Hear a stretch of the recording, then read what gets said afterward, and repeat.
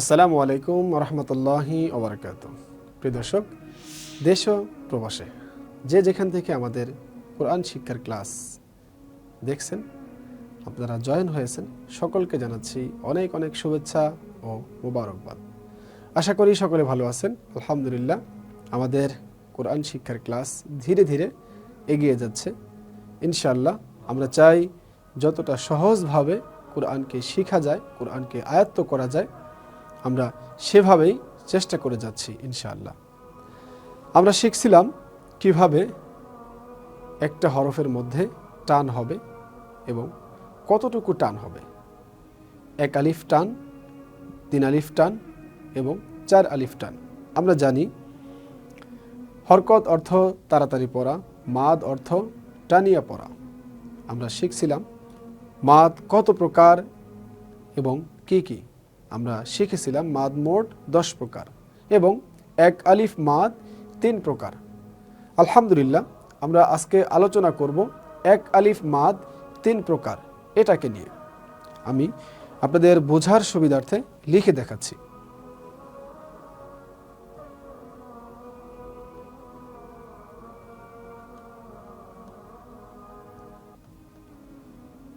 এক আলিফ মাদ 3 প্রকার। এখানে আমরা জানব 1 আলিফ মাদ 3 প্রকার। এই 3 প্রকার কি কি আমরা প্রথমে জানব। 1 নাম্বার হচ্ছে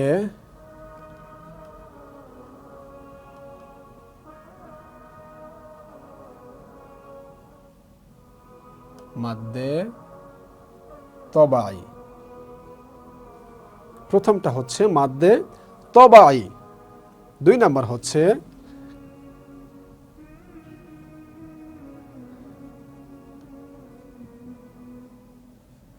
মাদ্দে বদল। প্রথম হচ্ছে মাদ্দে তবাই, দ্বিতীয় হচ্ছে মাদ্দে বদল। 3 নাম্বার হচ্ছে 3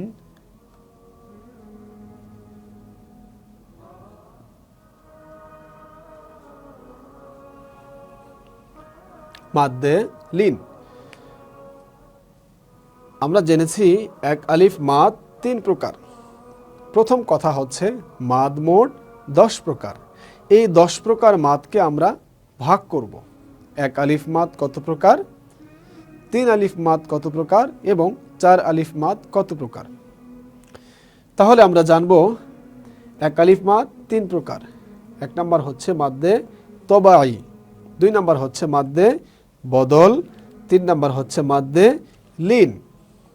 আমরা আজকে কথা বলবো শুধুমাত্র মাদ্দে তবাইকে নিয়ে, কারণ আমরা চাই খুব সহজভাবে সুন্দরভাবে সামনে এগিয়ে যেতে, যাতে করে অল্প সময়ের মধ্যে আমরা কোরআনকে শিখতে পারি। মাদ্দে তবাই কাকে বলে? আমরা জানি কোরআন শরীফের মধ্যে 1 আলিফ টান, 3 আলিফ টান এবং 4 আলিফ টান দিতে হয়।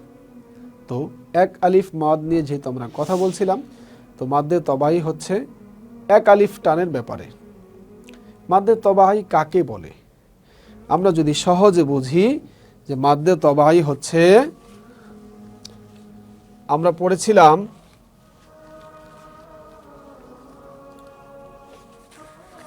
যেমন এই হরফটার নাম হচ্ছে বা। বা জবর বা, এখানে কোনো টান হবে না। তো আমরা যদি এভাবে শিখি,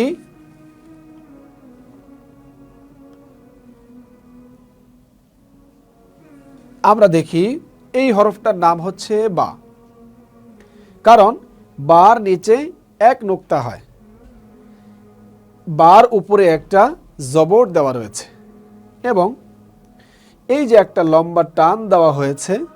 আমরা অনেকেই বুঝতে পারবো, আবার অনেকে বুঝতে পারবো না। যারা আমরা বুঝতে পারবো না তাদের জন্য বলছি, এই লম্বা টানটা হচ্ছে আলিফ।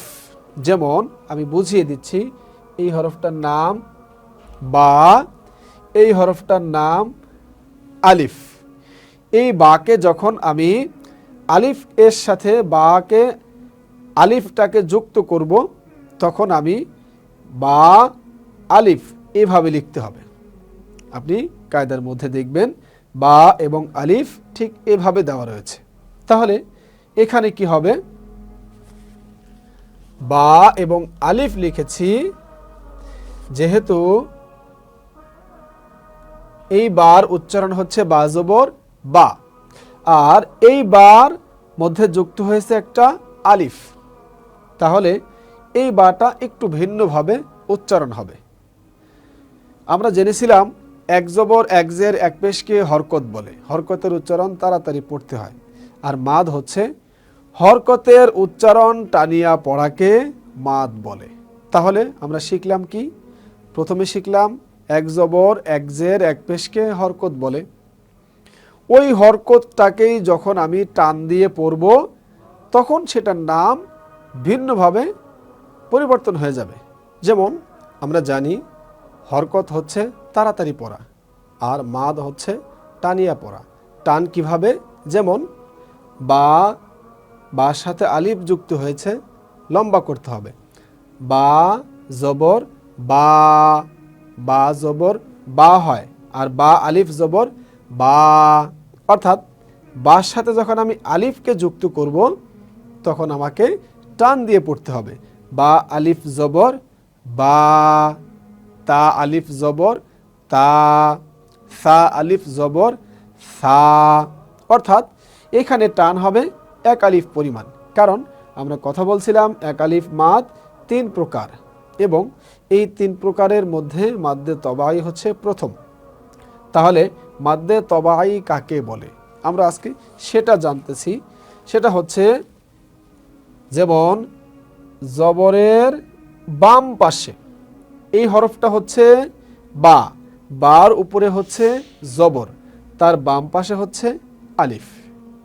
আমরা জানি আলিফটাকে যখন এভাবে আমরা লিখব, এই আলিফের মধ্যে কোনো টান নাই। যখনই আলিফের উপরে একটা জবর দেওয়া হবে, সেটার নাম আর আলিফ থাকবে না, হামজা হয়ে যাবে।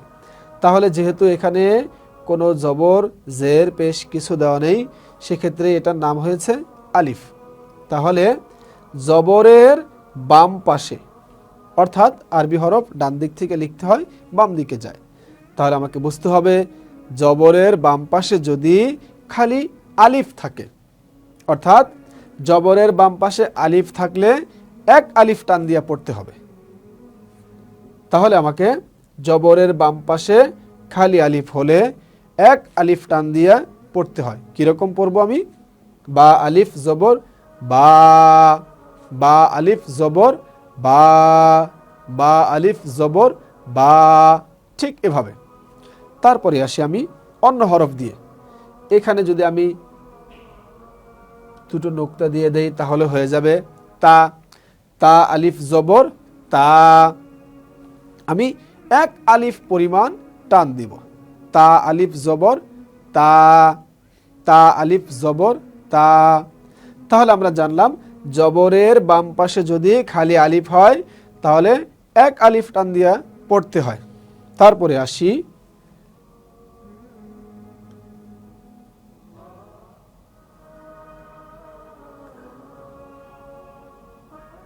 আমরা চিনেছিলাম এই হরফের নাম বা, যেমন নিচে একটা নুক্তা রয়েছে, আমরা জানি বান নিচে এক নুক্তা, আর এটার নাম হচ্ছে পেশ।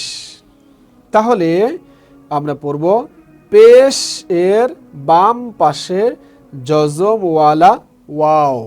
এই হরফের নাম জানি আমরা ওয়াও, তার উপরে হচ্ছে জজম।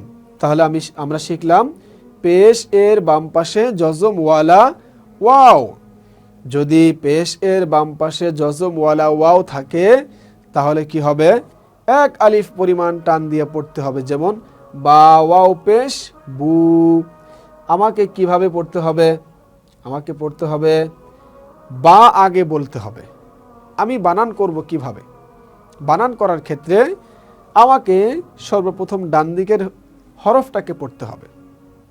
যেমন বা, তারপরে কার সাথে আমি মিলাচ্ছি, আমি ওয়াওকে বাকে ওয়াও এর সাথে মিলাচ্ছি, যেমন বা ওয়াও পেশ, এখানে রয়েছে পেশ, তাহলে উচ্চারণ হবে বা ওয়াও পেশ বু। এক আলিফ পরিমাণ সময় দেরি করতে হবে, যেমন বু। আমরা এখানে পড়েছিলাম জবরের বাম পাশে খালি আলিফ, এটা হচ্ছে মাদের হরফ। মাদ অর্থ টানিয়া পড়া, যেমন বা। এক আলিফ পরিমাণ টান আমরা পড়তেছি মাদ্দে তবাই, তাহলে আমরা পেলাম বা আলিফ জবর বা, বা ওয়াও পেশ বু। তারপরে আমরা দেখব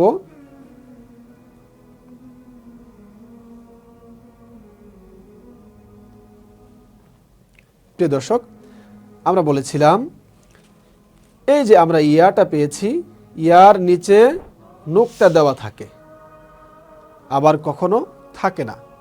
যদি এখানে দুইটা নুক্তা দেওয়া থাকে তাহলে আমরা খুব ভালোভাবেই বুঝতে পারবো। আর যদি দুইটা নুক্তা না দেওয়া থাকে কিন্তু ইয়া ফুল লেখা থাকে, তাহলে আমাকে বুঝতে হবে এই হরফের নাম হচ্ছে ইয়া। তাহলে আমরা পেলাম যেহেতু একটা নুক্তা নিচে, এটার নাম বা, বার নিচে জের, তাহলে আমরা উচ্চারণ করব কিভাবে, বা ইয়া জের বি, বা ইয়া জের বি। তাহলে বা ইয়া জের বি, এক আলিফ পরিমাণ টান দিব, তাহলে আমরা পেলাম বা আলিফ জবর বা, বা ওয়াও পেশ বু, বা ইয়া জের বি। তাহলে আমরা মাদ্দে তবাইয়ের সংজ্ঞাটা পেয়ে গেলাম। কেমন, জবরের বাম পাশে যদি খালি আলিফ থাকে তাহলে এক আলিফ টান দিয়ে পড়তে হবে। পেশের বাম পাশে যদি জজমওয়ালা ওয়াও থাকে তাহলেও এক আলিফ টান দিয়ে পড়তে হবে। জেরের বাম পাশে যদি জজমওয়ালা ইয়া থাকে তাহলেও এক আলিফ টান দিয়ে পড়তে হবে। তাহলে যদি আমরা একটু সুর দিয়ে পড়ি, জবরের বাম পাশে খালি আলিফ মাদের হরফ, পেশের বাম পাশে জজমওয়ালা ওয়াও মাদের হরফ, জেরের বাম পাশে জজমওয়ালা ইয়া মাদের হরফ। এবার আসি এই মাদের হরফগুলো হলে কি করতে হবে, আমি লিখে দেখাচ্ছি।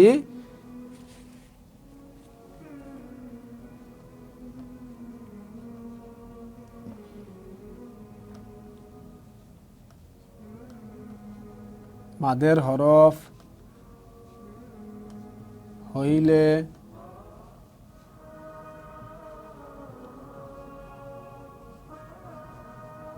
ডান দিকের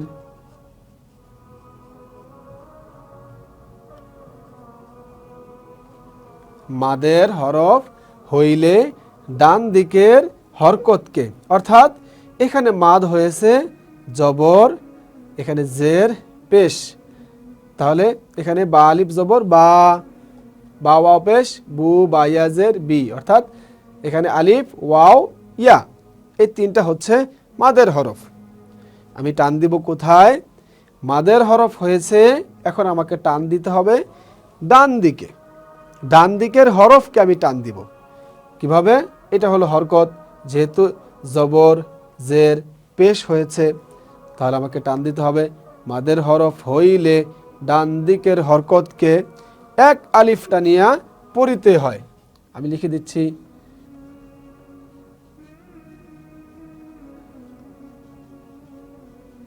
এক আলিফ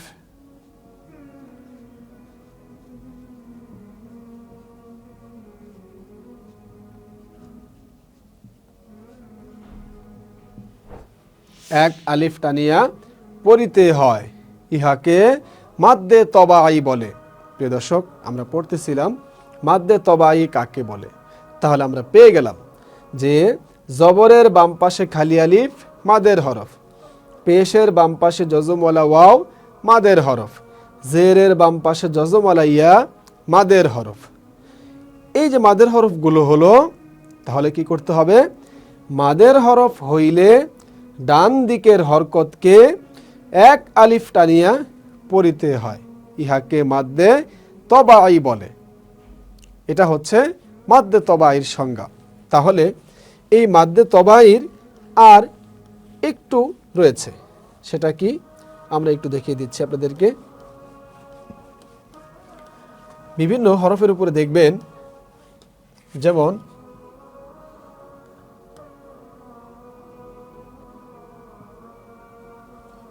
এই হরফটার নাম হচ্ছে বা। এখানে একটা জবর দেওয়া রয়েছে।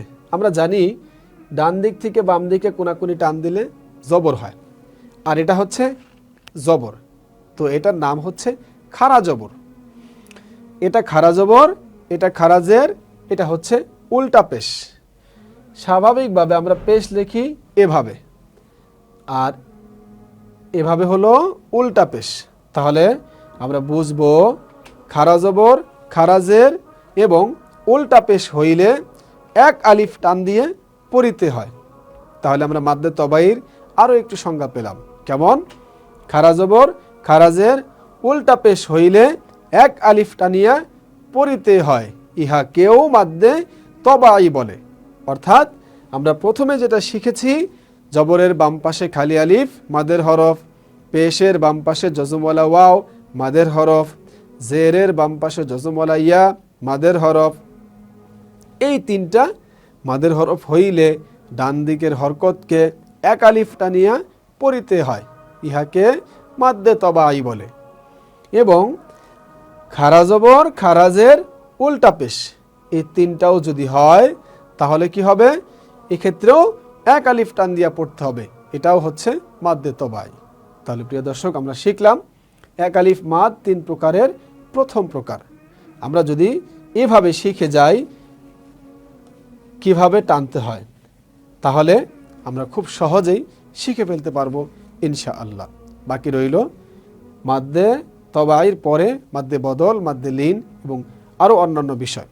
এবং আমরা যেহেতু জানি মাদ মোট 10 প্রকার, বাকি প্রকারগুলো ইনশাআল্লাহ পরবর্তী পর্বে আপনাদেরকে শেখানো হবে। আমরা সেভাবেই প্রস্তুতি গ্রহণ করব এবং পিছনের পড়াগুলো খুবই ভালোভাবে শিখে নেব ইনশাআল্লাহ। সবাই ভালো থাকুন, সুস্থ থাকুন, এই কামনা করছি। ইনশাআল্লাহ দেখা হবে পরবর্তী পর্বে। আসসালামু আলাইকুম ওয়া রাহমাতুল্লাহি ওয়া বারাকাতুহু।